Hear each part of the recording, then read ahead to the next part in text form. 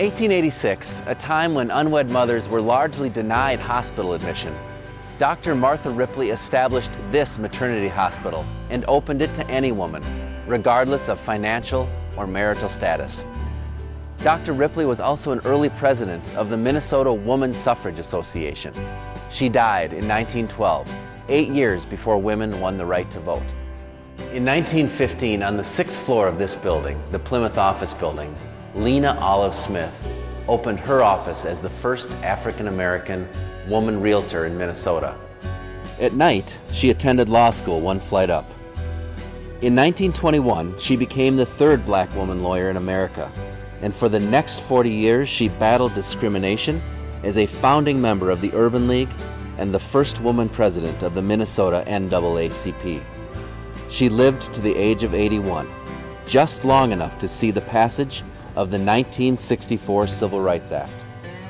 In 1971, not long after he organized the first Vietnam teach-in at the University of Minnesota, Brian Coyle came out.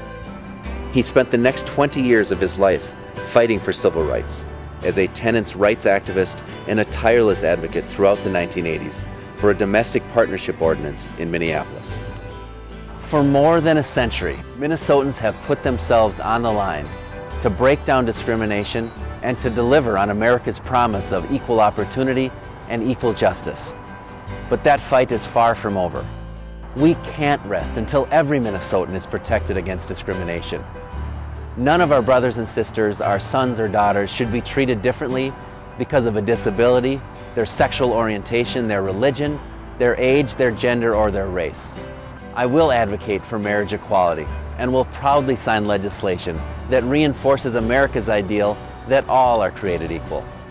As a young lawyer, I served as a public defender, fighting to make sure that Minnesota lived up to its ideal of equal justice under the law.